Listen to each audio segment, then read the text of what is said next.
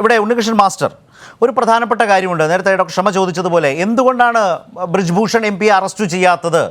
FIR ഇട്ടതിനെക്കുറിച്ചൊക്കെ താങ്കൾ വാചാലമായല്ലോ. വളരെ കൃത്യമായി ആ FIRകൾ ഇടുന്നതിലെ നിങ്ങളുടെ കാലത്ത് നിങ്ങളുടെ നിയന്ത്രണത്തിലുള്ള ദില്ലി പോലീസ്, മോദി സർക്കാരിൻ്റെ നിയന്ത്രണത്തിലുള്ള ദില്ലി പോലീസ് കാട്ടുന്ന ഇരട്ടത്താപ്പിനെ വളരെ വ്യക്തമായി അവർ അവതരിപ്പിച്ചു വെച്ചല്ലോ.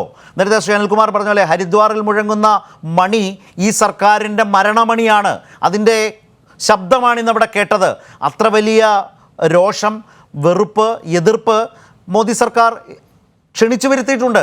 പ്രധാനമന്ത്രി എന്നിട്ടൊരു മൗനവും പാലിക്കുക.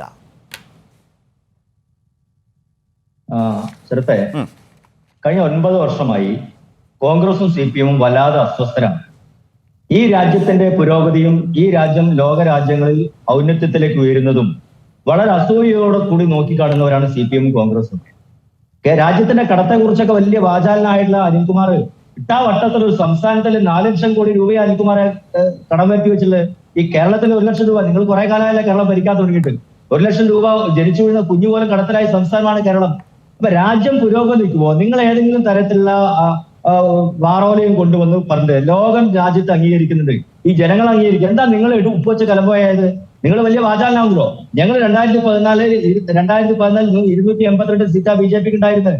2019 302 സീറ്റ്, 2024 350 സീറ്റോടുകൂടി ഞങ്ങൾ ജയിക്കും. മരണമണിയൊന്നുമല്ല. ഞങ്ങൾ ഈ ലോകത്തെ, ഇന്ത്യയെ ലോകത്തിന്റെ നെറുകയിലേക്ക് നയിക്കാൻ പോരുന്ന രീതിയിലുള്ള വലിയ ശക്തിയായി മാറുന്നുണ്ട്. എന്താ ആസ്ട്രേലിയയിലെ പ്രധാനമന്ത്രി പറഞ്ഞത്? മൈ ബോസ് എന്നാ. ആസ്ട്രേലിയ 21,000 ഇന്ത്യക്കാരാണ് മോഡിക്ക് ജയിൽ വെച്ചുകൊണ്ട് അവിടെ ഉണ്ടായിരുന്നത്. അപ്പൊ താങ്കൾക്ക് ഇന്ത്യയുടെ, അല്ലെങ്കിൽ കമ്മ്യൂണിസ്റ്റ് പാർട്ടി പണ്ടേ അത്ര നിലപാടെടുത്തുള്ള കാര്യങ്ങളാണ്. ഇന്ത്യ എന്ന സത്വം പോലും അംഗീകരിക്കാത്ത ആൾക്കാരാണ് നിങ്ങൾ. സ്വാതന്ത്ര്യ സമരത്തെ അംഗീകരിക്കാത്തവർ. അപ്പൊ നിങ്ങൾക്ക് രാജ്യം പുരോഗമിക്കുവോ? പ്രത്യേകിച്ച് BJPയുടെ നേതൃത്വത്തിൽ രാജ്യം പുരോഗമിക്കുവോ? നിങ്ങൾക്ക് സഹിക്കില്ല എന്നറിയാം, അത് കൃത്യമാണ്. അത് കോൺഗ്രസും സഹിക്കില്ല. കാരണം കോൺഗ്രസ് അധികാരമില്ലാത്ത 9 വർഷം എങ്ങനെ ജീവിച്ചുവെന്ന് കാണേണ്ടതാണ്. അതേപോലെ തന്നെ CPM-നും കേരളത്തിൽ മാത്രമേ അധികാരമുള്ളൂ. ബംഗാളിൽ ഉപ്പുവെച്ച കലമ്പോയായല്ലോ, ത്രിപുരയിൽ ഉപ്പുവെച്ച കലമ്പോയല്ല. അപ്പൊ ഈ രാജ്യത്ത് നരേന്ദ്രമോദി ജനങ്ങൾക്ക് നൽകിയ അംഗീകാരം, നരേന്ദ്രമോദിക്ക് ജനങ്ങൾ നൽകിയ അംഗീകാരം, ജനങ്ങൾക്ക് 9 വർഷമായി ഞാൻ ആദ്യം സൂചിപ്പിച്ച കാര്യങ്ങൾ നൽകിയത് കൊണ്ടാണ് അനിൽകുമാറെ വീണ്ടും നരേന്ദ്രമോദി സർക്കാരിനെ തെരഞ്ഞെടുത്തത്. ലോക രാജ്യങ്ങൾ നരേന്ദ്രമോദി അംഗീകരിക്കുമ്പോൾ താങ്കൾക്ക് അസൂയ ഉണ്ടാവും, താങ്കൾക്ക് പ്രയാസം ഉണ്ടാവും. ലോകത്തിലെ 100 രാജ്യങ്ങൾക്ക് വാക്സിൻ നൽകി ലോകത്തിന്റെ ഫാർമസി, അത് യാഥാർത്ഥ്യമാണ്. ലോകത്തെ ഏത് രാജ്യങ്ങളിലേക്ക് നരേന്ദ്രമോദി പോകുന്ന സമയത്ത് വലിയ അംഗീകാരം ലഭിക്കുന്നു. വിദേശങ്ങളിൽ പര്യടനം നടത്തി വെറുതെ മൻമോഹൻ സിംഗ് പോയവല്ല, അദ്ദേഹം ലോകത്ത് പോകുന്ന അറിയുന്നുണ്ട്. അതുകൊണ്ടാണ് രാജ്യത്തിന്റെ ഒരു ആവശ്യം വരുന്ന സമയത്ത് അവർ BJP അല്ലെങ്കിൽ ഈ ഗവൺമെന്റിനെ സഹായിക്കാൻ തയ്യാറാവുന്നത്. അപ്പൊ രാജ്യം പുരോഗമിക്കുന്ന യാഥാർത്ഥ്യമാണ്. ഇന്നത്തെ ഈ ചർച്ച തന്നെ ഒരു ദിവസത്തിലേക്ക് ചുരുക്കി കിട്ടുന്ന യാഥാർത്ഥ്യം അല്ല, അതിനുള്ള അവസരമുണ്ടാക്കി.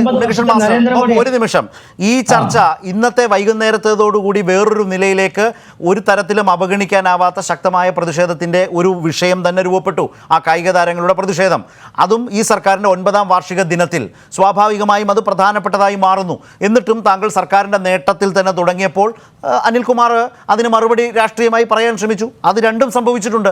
ഇനി ഈ ദിവസത്തെ പ്രശ്നങ്ങളിൽ നിങ്ങൾ ലോകമാകെ ചുറ്റുമ്പോൾ പ്രധാനമന്ത്രിക്ക് ലഭിക്കുന്ന വലിയ സ്വീകാര്യതയെക്കുറിച്ച് പറയുമ്പോൾ രാജ്യത്തിനകത്ത് എന്താണ് സ്ഥിതി? രാജ്യത്തിനകത്തുണ്ടാകുന്ന ശക്തമായ പ്രതിഷേധങ്ങൾക്ക് മുമ്പിൽ പതറിപ്പോകുന്ന, മൗനം പാലിക്കുന്ന പ്രധാനമന്ത്രിയല്ലേ കാണുന്നത്? ഇന്ന് ഈ നിലയിൽ ഈ വിഷയം വഷളാകുന്നതിൽ അദ്ദേഹത്തിൻ്റെ പങ്ക് വളരെ വലുതല്ലേ? FIRൽ കാട്ടുന്ന ഇരട്ടത്താപ്പ് ദില്ലി പോലീസ് ആരുടെ അധീനതയിലാണ്? അല്ല, ഞാൻ പറയുന്നു, രാജ്യത്തിനകത്തെ കാര്യം ഞാൻ സൂചിപ്പിച്ചു. രാജ്യത്തിനകത്ത് BJPക്ക് അംഗീകാരം ഉള്ളത് കൊണ്ടാണ് കഴിഞ്ഞ 2 ടേമിലായി BJP രാജ്യത്ത് അത് കഴിഞ്ഞ് അടുത്ത തെരഞ്ഞെടുപ്പിലേക്ക് പോകുന്ന കാലത്താണ് സംസാരിക്കുന്നത് മാസ്റ്ററെ. ആണെന്ന് 2024 ഞാൻ ഉറപ്പ്, ഞാൻ ഈ ചർച്ചയിൽ 2024 BJPക്ക് 350 സീറ്റോടുകൂടി വീണ്ടും അധികാരത്തിൽ. ഇങ്ങനെയൊക്കെ ഊറ്റം കൊണ്ട് ഒരുപാട് ഭരണാധികാരികൾ ഉണ്ടെന്നേ. ഇപ്പോ രണ്ടാം UPA സർക്കാർ എന്താണ്? രണ്ടാം UPA സർക്കാരിന്റെ അവസാന കാലമായപ്പോഴേക്കും നിരവധിയായ വിഷയങ്ങളിൽ പ്രതിച്ഛായ നഷ്ടപ്പെട്ട് മങ്ങി നിൽക്കുന്ന ഒരു സർക്കാരിനെ കണ്ടു. ഇപ്പോൾ വരുന്ന വിഷയങ്ങളിൽ മോദി സർക്കാർ ഏതാണ്ട് ആ പാതയിലല്ലേ സഞ്ചരിക്കുന്നത്? അല്ല, ഞാൻ പറയട്ടെ അനിൽകുമാർ ഇവിടെ പറഞ്ഞ എന്താ? നരേന്ദ്രമോദിയുടെ ഗവൺമെന്റ് ലോകത്ത് അംഗീകാരമില്ല, ഈ നാട്ടിലെ ഗവൺമെന്റ് ഒന്നും ചെയ്യുന്നില്ല. അങ്ങനെ ചെയ്യുന്നില്ലെങ്കിൽ എന്തുകൊണ്ടാണ് 2019 വീണ്ടും നരേന്ദ്രമോദി ഗവൺമെന്റ് തെരഞ്ഞെടുത്തത്? എന്തുകൊണ്ടാണ് ബംഗാളിൽ നിന്നും CPM-നെ തൂത്തെറിഞ്ഞത്? എന്തുകൊണ്ടാണ് കോൺഗ്രസും CPM-ഉം ക്ഷമാമോഹന്റെ പാർട്ടി ഒരുമിച്ച് ചേർന്നുകൊണ്ട്? അതിനുള്ള മറുപടി സത്യപാൽ മാലിക് പറഞ്ഞിട്ടുണ്ടല്ലോ. അതിന്റെ മറുപടി വെളിപ്പെടുത്തൽ സത്യപാൽ മാലിക് പറഞ്ഞു. അതവിടെ നിൽക്കട്ടെ. ഒരു പ്രധാനപ്പെട്ട വിഷയം ഇന്ന് FIRകൾ ചൂണ്ടിക്കാട്ടി ഡോക്ടർ ക്ഷമ ഉന്നയിച്ച പ്രശ്നമുണ്ട്. നിങ്ങൾ ഈ കായിക താരങ്ങളുടെ, ഗുസ്തി താരങ്ങളുടെ കാര്യത്തിൽ അവരുടെ പരാതിയിൽ FIR ഇടുന്നതിൽ കാട്ടിയിട്ടുള്ള വൈകിപ്പിക്കൽ സുപ്രീം കോടതി ഇടപെടേണ്ടി വരുന്നു. അവർക്കെതിരെ FIR ഇടാൻ 2 മണിക്കൂർ. ഈ നിലയിൽ പോലീസിനെ, ഏജൻസികളെ ഉപയോഗിക്കുകയാണ് കേന്ദ്ര സർക്കാർ. ഞാൻ പറയാം എന്തുകൊണ്ട് അയാളെ അറസ്റ്റ് ചെയ്യുന്നില്ല MP യെ?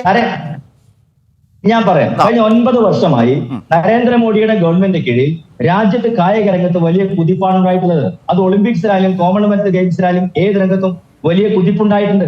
അത് രാജ്യം മുഴുവൻ അംഗീകരിക്കുന്ന കാര്യമാണ്. ഇവിടെ സാക്ഷി മാലിക്കുമായി ബന്ധപ്പെട്ട വിഷയത്തിൽ പരാതി ഉണ്ടായപ്പോൾ അത് FIR ഇടാത്തതായിരുന്നു പരാതി. FIR ഇട്ട് കഴിഞ്ഞാൽ അതിന് എങ്ങനെയാണ് ഇടേണ്ടി വന്നത്? അതാണ് ക്ഷമ ചോദിച്ചത്. എങ്ങനെയാണ് ഇടേണ്ടി വന്നത്? സുപ്രീം കോടതി ഇടപെടേണ്ടി വന്നു. ആയിക്കോട്ടെ, എങ്ങനെ? അതൊരു ഔദാര്യമല്ലല്ലോ.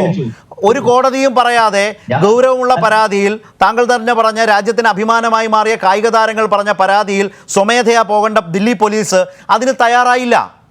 അതെങ്ങനെയാണ് ആയിക്കോട്ടെയാവുന്നത്? ഞാൻ പറയുന്നത് അല്ലല്ല. ഈ ഒരു മാസമായി ഇവർ സമരം നടത്തുന്നു. ഞാനൊരു കാര്യം വളരെ കൃത്യമായി പറയാം. ഇവരുടെ പുറകിൽ രാഷ്ട്രീയ അജണ്ടയുണ്ട്. പ്രതിപക്ഷ രാഷ്ട്രീയത്തിന് അല്ലല്ല, ഷിഫ്റ്റിംഗ് അല്ലെന്ന് ഞാൻ പറയുന്നത് ഉണ്ടെന്ന്. ഇല്ല സാർ, നിങ്ങൾ അതിന് വിശദീകരണം തരുന്നതിന് പകരം നിങ്ങൾ വേറൊരു വാദഗതിയിലേക്ക് പോവാണ്. അല്ലല്ല, നിങ്ങൾ FIR ഇട്ടു. ഞാൻ പറഞ്ഞു, നിങ്ങൾ ചോദിച്ചപ്പോ FIR ഇട്ടു. FIR ഇട്ടാൽ കേസ് രജിസ്റ്റർ ചെയ്തു എന്ന് അതിനർത്ഥം. ഇനി ആ കേസുമായി ഈ വാദത്തോട് യോജിക്കുന്നോ ഡോക്ടർ ക്ഷമ? FIR ഇട്ടു, FIR ഇട്ടില്ലേ? FIR ഇട്ടു, എന്താ പ്രശ്നം? ഡോക്ടർ ക്ഷമ, ആ വാദം അംഗീകരിക്കാൻ തയ്യാറാണോ? സന്നദ്ധയാണോ താങ്കൾ? ഒരു കേസിൽ സാധാരണ നിലയിൽ FIR ഇല്ല എന്നാണ് പരാതി. പിന്നെന്തിനാണ് കോടതി? അപ്പോൾ പിന്നെ ഇവർ കോടതിയിൽ പോയത് എന്തിനാണ്? ഉണ്ണികൃഷ്ണൻ മാസ്റ്റർ, ഇവർ കോടതിയിൽ പോയത് എന്തിനാണ്? ചോദ്യം കോടതിയിൽ പോയത് അവരുടെ സ്വാതന്ത്ര്യം. ആ സ്വാതന്ത്ര്യം എന്തിനു ഉപയോഗിച്ചു? ആ സ്വാതന്ത്ര്യം എന്തിനുപയോഗിച്ചു? അത് അവരോടാണ് ചോദിക്കുന്നത്. അതല്ലല്ലോ പബ്ലിക് ഡൊമൈനിലുള്ള കാര്യമല്ലേ? നിങ്ങൾ കാട്ടുന്ന ഭരണപരമായ ഒത്താശ തുടർന്നാണ് അവരുടെ ജനാധിപത്യപരമായ അവകാശം, നിങ്ങൾ പറഞ്ഞ സ്വാതന്ത്ര്യം, അവരെടുക്കേണ്ടി വന്നത്. ഡോക്ടർ ഷമ, ഇനി താങ്കൾ പറയൂ. എനിക്ക് പറയാനുള്ളതെന്ന് പറഞ്ഞാൽ അദ്ദേഹം ഒരു വാക്ക് ഉപയോഗിച്ചു, അജണ്ട. ഇപ്പം അവരെതിരായിട്ട് എന്തെങ്കിലും ചെയ്യുമ്പം അതൊരു എജൻഡയാണ്. ഇപ്പം നമുക്കറിയാം, കർഷകർ അവരാ 3 ലോസ് കൊണ്ടാകുന്ന സമയത്ത് അവരെന്നേരം കർഷകർ പ്രതിഷേധം ചെയ്യുമ്പം അവരെന്തെല്ലാം വിളിച്ചത് BJP-ക്കാർ? ഖാലിസ്ഥാനി, അർബൻ നക്സൽസ്. എനിക്ക് ഓർമ്മയുണ്ട്, 200 കർഷകളാണ്, അതിലധികം കർഷകർ ഒരു കൊല്ലം പ്രതിഷേധം ചെയ്യുമ്പോൾ തണുപ്പിലായിട്ടെല്ലാം മരണപ്പെട്ടത്. പക്ഷെ പ്രധാനമന്ത്രി ഒരു വാക്ക് എനിക്ക് ഖേദമുണ്ട്, എനിക്ക് ദുഃഖമുണ്ട് അവർ മരണപ്പെട്ടതിന്, ഒരു വാക്കില്ല. ബിക്കോസ് പ്രധാനമന്ത്രിക്ക് ഇതൊന്നും ഐ ഡു നോട്ട് കെയർ. കർഷകർ മരണപ്പെട്ടോട്ടെ, എൻ്റെ ഓർഡിനൻസ്, എൻ്റെ ബില്ല് മുന്നോട്ട് പോകണം, അതല്ലേ? എന്നാൽ പ്രധാനമന്ത്രി അവരെ വിളിച്ച് സംസാരിക്കണം. അപ്പം അതാണ് പറയുക അജണ്ട. വേറൊരു അജണ്ടൻ്റെ ഉദാഹരണം ഞാൻ പറഞ്ഞുതരാം. ഹാത്രസിൽ എനിക്കിപ്പോൾ ഓർമ്മ ഉണ്ട്, ബലാത്സംഗം ചെയ്ത് ആ കൊച്ചിനെ അവർ അർദ്ധരാത്രി പോലീസ് ക്രമേറ്റ് ചെയ്ത ശേഷം എന്താന്ന് ആ യോഗി ആദിത്യനാഥ് പറഞ്ഞത്? ഇതൊരു അന്താരാഷ്ട്ര ഗൂഢാലോചനയാണ്. ഇത് വെറും ഒരു ബലാത്സംഗമല്ല, അന്താരാഷ്ട്ര ഗൂഢാലോചനയാണ്. അവിടെ രാഹുൽ ഗാന്ധിയും പ്രിയങ്ക ഗാന്ധിയും പോയിട്ട് അവിടെ പ്രതിഷേധം ചെയ്തു. പിന്നേണ്ട ശേഷം CBI പ്രോബായി. CBI എന്താ പറഞ്ഞത്? ഇതൊരു അന്താരാഷ്ട്ര ഗൂഢാലോചന ഒന്നല്ല. അവിടെ ഒരു ഹൈകാസ്റ്റ് ചെക്കൻ അവിടെ ഈ കൊച്ചിനെ ബലാത്സംഗം ചെയ്തു, അവളെ കൊന്നു. അതാണ് ഇപ്പോഴത്തെ റിപ്പോർട്ട്, അദ്ദേഹത്തിൻ്റെ അടുത്തുണ്ടാവും റിപ്പോർട്ട്. അപ്പം നിങ്ങൾ എങ്ങനെയാ പറയുക അജണ്ടയാന്ന്? അപ്പം അന്നത്തെ അന്താരാഷ്ട്ര ഗൂഢാലോചന എങ്ങനെ പിന്നെ CBI പറഞ്ഞു അത് ശരിയല്ല? അപ്പം ഇന്നും ഞങ്ങൾ എന്താ പറയുന്നത്? ഒരു അന്വേഷണം വേണം, അദ്ദേഹത്തിനെ അറസ്റ്റ് ചെയ്യൂ, അദ്ദേഹത്തിനെ വിറ്റ്നസിനെ ഭീഷണിപ്പെടുത്താം. അദ്ദേഹം അത്രക്കൊരു മസൽമാനാണ് അവിടെ UP-യിൽ. അപ്പം നിങ്ങൾക്ക് എന്തുകൊണ്ടാണ് ഇദ്ദേഹത്തിനെ അറസ്റ്റ് ചെയ്യാൻ നിങ്ങൾക്ക് ഇത്ര പേടി? അതാണ് ഞങ്ങൾ ഇന്ന് ചോദിക്കുന്നത്. എപ്പോഴും ഞങ്ങൾ പ്രധാനമന്ത്രി പറയുക ബേട്ടി ബച്ചാവോ ബേട്ടി പഠാവോ, അതിൻ്റെ അർത്ഥം നിങ്ങൾ പറയണം. എന്തിനാ ബേട്ടി ബച്ചാവോ ബേട്ടി പഠാവോ എന്ന് പറയുന്നത്? ഇന്നലെ ഡൽഹി പോലീസ് എന്താ പറഞ്ഞത്? ഡൽഹി പോലീസ് പറഞ്ഞു, ഞങ്ങൾക്ക് മേലേന്ന് നിർദ്ദേശമുണ്ട്, അവർ പ്രതിഷേധം ചെയ്യുന്ന ജന്തർ മന്ദർ എല്ലാം ഡിസ്മാൻഡിൽ ചെയ്യണം. 1, ഇവരെ അറസ്റ്റ് ചെയ്യാൻ. 2, ഡൽഹി പോലീസ് റിപ്പോർട്ട് ചെയ്യുന്ന ആരെടുത്ത്? അമിത് ഷാ. മനസ്സിലാക്കണം, അമിത് ഷാ ആരാ? നരേന്ദ്രമോദിയുടെ. അമിത് ഷാ എന്ന് റൈറ്റ് ഹാൻഡ് മാൻ, അമിത് ഷാ എന്ന് ഹോം മിനിസ്റ്റർ, ആഭ്യന്തര മന്ത്രി. അപ്പൊ അമിത് ഷായിലെ നിർദ്ദേശം കൊടുത്തത് ഡൽഹി പോലീസ്, വേറെ ആരാ കൊടുക്കാൻ പറ്റുന്നത്? അതാണ് നമ്മൾ മനസ്സിലാക്കുന്നത്. ഇവിടെ എല്ലാം ഡബിൾ സ്റ്റാൻഡേർഡ്. അവർക്ക് എതിരായിട്ട് ഞങ്ങൾ ചെയ്യുമ്പോൾ അജണ്ട, അവർക്ക് ആവുമ്പോൾ അജണ്ട അല്ല. ഇപ്പം ഞങ്ങൾ ED CBI എല്ലാ പ്രോബും പ്രതിപക്ഷ നേതാവിൻ്റെ മേലെ. പക്ഷേ അവരെ സ്വന്തം നാരായൺ റാണ പ്രതിപക്ഷത്തിലാവുമ്പോൾ മണി ലോണ്ടറിങ്, അവരടുത്ത് കയറുമ്പം ഒരു പ്രശ്നമില്ല, ഒരു EDയുടെ അന്വേഷണം ഉണ്ടാവില്ല. അതുപോലെ ഹിമന്ത ബിസ്വാസ ശർമ്മ സുവിന്ദി അദ്കാരി, എനിക്ക് കുറെ പേരുകൾ പറയാൻ പറ്റും. വേറെ നമുക്ക് ഇന്നൊരു മുഖ്യ കാര്യം നമുക്ക് മനസ്സിലാക്കേണ്ടതെന്ന് പറഞ്ഞാൽ ബ്രിട്ടീഷുകാർ ഞങ്ങളെ പതാക പിടിക്കുന്ന ആൾക്കാരെ അടിച്ചിട്ട് അറസ്റ്റ് ചെയ്ത് അവരെ വല്ലാണ്ട് അപമാനിക്കും. അതേപോലെ നമുക്ക് മനസ്സിലാക്കേണ്ടത് ഈ മെഡൽ വിന്നേഴ്സ് നമ്മൾ അവർ ജയിക്കുമ്പോൾ അന്ന് ഞങ്ങളെ പതാക മേലെ പോകുന്നത്, ഞങ്ങളെല്ലാം മേലെ നോക്കിയിട്ട് ഭയങ്കര ബഹുമാനത്തെ ആ പതാകയിൽ നോക്കും. ആ പതാകയാ നിങ്ങൾ അപമാനിക്കുന്നെന്ന് അത് മനസ്സിലാക്കണം. BJP നരേന്ദ്രമോദി പതാകനെ അപമാനിക്ക, ഇൻസൾട്ട് ചെയ്യാന്ന്. 7 ലക്ഷം കോടിയാന്ന് അവർ എക്സൈസ് ഡ്യൂട്ടിയിൽ കളക്ട് ചെയ്തത് പെട്രോളിന്. അത് പെട്രോൾ ഡീസലിന് അത് എവിടെ പോയി? ഞങ്ങൾ എപ്പോഴും ചോദിക്കും അവരോട് എവിടെയാന്ന്. അതിന്റെ മറുപടി ഇല്ല. അപ്പം വിലക്കയറ്റുന്ന തൊഴിലില്ലായ്മ ഇപ്പം നമുക്കറിയോ, കഴിഞ്ഞ ഡിസംബറിൽ 80% CMI പറഞ്ഞത്. ഇപ്പം 7.4% തൊഴിലില്ലായ്മ. അപ്പൊ അതിന്റെ മറുപടി എവിടെ? നമുക്കറിയാം ചൈന ഞങ്ങളെ ഭൂമിന്റെ ഉള്ളിൽ കയറി ഇരിക്കുകയാണ്. എന്തായാലും നരേന്ദ്രമോദി പറയാ ചൈന ഞങ്ങളെ ഭൂമി ഒന്നും എടുത്തിട്ടില്ല, ഒരു മിലിറ്ററി പോസ്റ്റ് ഇതാക്കിയിട്ടില്ല. അപ്പൊ നരേന്ദ്രമോദി ആരെ സൈഡിലാ? ചൈനയുടെ സൈഡിലല്ലേ? ചൈന അതാ പറഞ്ഞത്.